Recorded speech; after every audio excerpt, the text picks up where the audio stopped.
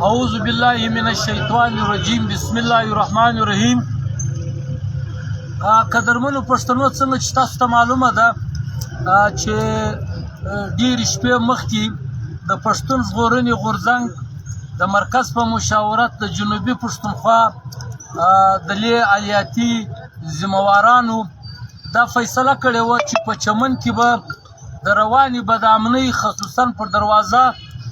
چې کم زموږ د مندو خوندو بې عزتي کېږي، زموږ د تجارو بې عزتي کېږي، بیا روانه کم چې پر پښتونخوا وطن کومه روانه ترهګري دهشتګردي، بیا هلته علي خان وزیر په جیل کې دی او عنی پښتون په جیل کې دی. نو د دې ټولو حالاتو په نظر کې د ساتلو بعد دا فیصله وسوله چې د جنوبي پښتونخوا په چمن ښار کې به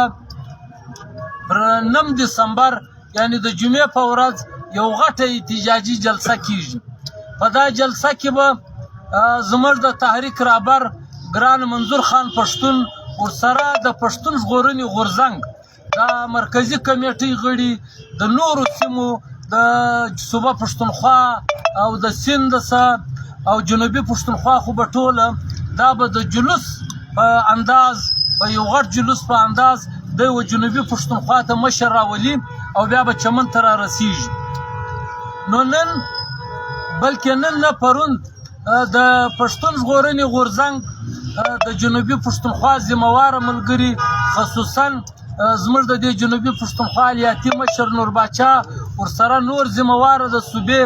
دا ملګري په چمن کې موجود وو، کمپین روان وو. بیا زموږ د مرکزي کمیټې غړي خصوصي د صوبه پښتونخوا څخه زموږ د وزیرستان ملګري را رسېدلي وو، نن د سند ملګري را ورسېدو. نو په چمن ښار کې کمپین شروع سو. سرکار، ریاستي ادارو، د چمن انتظامیې د مذاکراتو په بهانه د دې چمن ذمهواره ملګري قاسم خان اڅکزی، ذوالقرنین باچا او شمس الله شاهین او سره زموږ عمر خان چې د لورلایي کوارډینیټر دی، یو بل زموږ ملګری عصمت کامریډ دی او د کلا سیف الله کوارډینیټر فتح محمد کاکړ او سره زموږ د جنوبي پښتونخوا عالیاتي کوارډینیټر نور باچا چې د مذاکراتو په بهانه یې وغوښتل او هلته یې کښېنول. اوس ځینې ملګري د 3 MPO او ځینې ملګري د مختلفو ښارو چې په چاپ سي د پښین FIR راوړی دی، په چاپ سي د کمزي FIR راوړی دی، دا ملګري کښېنول. اوس موږ د چمن دا ټیم، د چمن ځوانان د PTM دا دي په درزنو دلته موجوده دي، دلته ویس ابدال، فدا محمد قبایل، د چمن نور ملګري،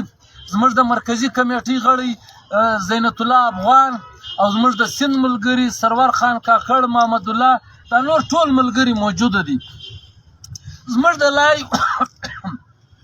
ویډیو مقصد دا دی چې موږ پر ټول جنوبي پښتونخوا بالخصوص د چمن پر ولس غږ کوو چې دا میلمانه راغروان دي. سبا د زموږ د تحریک رهبر منظور خان پښتون را روان دی، ورسره د جنوبي شمالي وزیرستان د نور د سند ملګري دا میلمانه را روان دي. دا میلمنو باندې ننګ کول د چمن د ولس فرض جوړیږي. په کار دا دی چې سرکار او ریاستي ادارې دا میلمانه په هیله ببانو په یو رنګ په بل رنګ پورته کوي د چمن دغه جلسه د ناکامولو دپاره. نو موږ د چمن پر ولس غږ کوو، بالخصوص د چمن چې کومې سیاسي ګوندونه دي، بالخصوص زموږ د چمن چې کوم ولسي زموږ قامي ګوندونه دي او مذهبي ګوندونه دي، موږ پر ټولو غږ کوو چې دا میلمانه یې څارول دا د چمن د ولس بې عزتي ده، دا د دې سیاسي قوم پرسته ګوندونو بې عزتي ده. نو موږ د دوی څخه خواست کوو چې دوی په کار دا دی چې پر دا وخت باندې د پښتون ژغورنې غورځنګ خصوصا د دا میلمنو دپاره تاسو راووځئ او پر سرکار باندې دا پریشر واچوي چې د دې میلمنو بې قدري نه کوي. دا میلمانه د چمن د ولس دپاره را روان دي، پر دروازه چې زموږ د مندو خوندو کومه بې عزتي کېږي، زموږ د تجارانو، زموږ د غریب ولس چې کومه بې عزتي کېږي، د دې لپاره دا مشران دا میلمانه را روان دي. او دلته چې پر جنوبي پښتونخوا کې کومه ترهګري کوم ټارګېټ کیلینګ روان دی،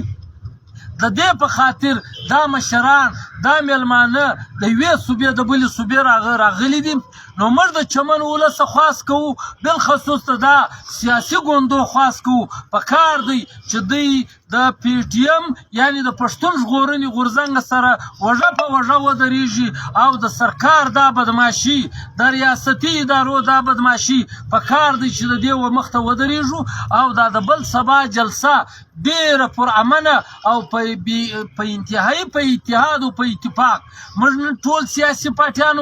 ورغلي یو، موږ دعوت ورکړی دی نن د دې لایو ویډیو و ټول چمن ولس ته دعوت ورکوو، بالخصوص و سیاسي ګوندو ته دعوت ورکوو چې په کار دی ستۍ دا فرض جوړیږي چې تی د موږ سره ودرېږئ، د چمن د دې ولس سره ودرېږي او د دې میلمنو په کار دی چې د ریاست او د ریاستي ادارو د خوا بېقدري نه وسي، د دوی بې عزتي ونه سي، د دوی بېقدري دا د ټول چمن ولس